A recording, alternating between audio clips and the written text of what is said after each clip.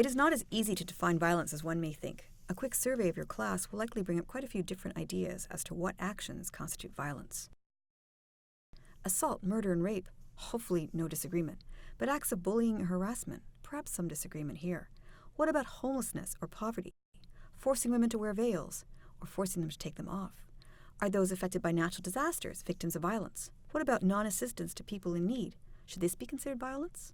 Not necessarily. But what about the fact that those who are most affected, those who are killed, or those who lose their homes and belongings, come overwhelmingly from the most marginalized groups in society?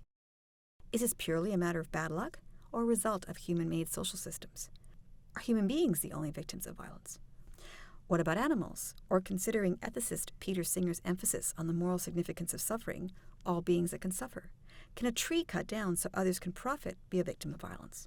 Perhaps this seems excessive, but what about a forest or ecosystem? How about future generations who will be affected by our inaction on climate change? And what about our denial of human suffering or passivity in the face of violence being inflicted? Are we complicit in violence? Gandhi would say yes. As you can see, the issue quickly becomes complex. One's political perspective matters. The term violence brings up suffering and identifies victims. Seeing someone as a victim brings up demands for justice, compassion, and compensation. A perspective of viewing someone as a victim shifts one away from blaming the victim narratives to thinking more about our social responsibilities. Of course, our frequent desire that victims must be completely innocent severely erodes the number of people for whom we have compassion and generally excludes the disadvantaged.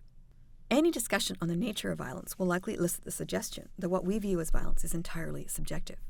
Indeed, we have a tendency to see the harm that others do, or what we think is a wrong, as violence, while viewing our actions as nonviolent, or alternatively, as legitimate violence, in contrast to the illegitimate violence of the other. This raises an important distinction that needs to be addressed, but we should be careful not to remove from consideration another frequently silenced alternative, one that views violence, perhaps necessary, in tightly circumscribed situations, but never ethical. This effort to define violence needs to be handled very carefully.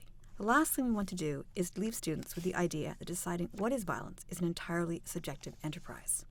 While the psychological scars left by acts of violence are often invisible to others, assaults on physical bodies is perhaps as subjective a reality as one can find in this world. And living in a world where so many people's suffering is quickly forgotten and silenced, if noticed at all, is a reminder to us that we must not contribute to this in any way.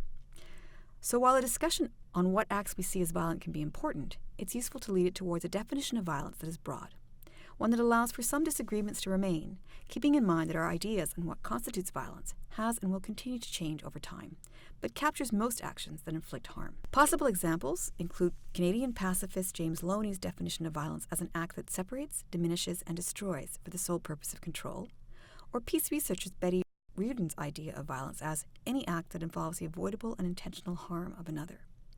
In both definitions, violence and the degree of violence is seen as a choice, even if in the moment we might see no alternative.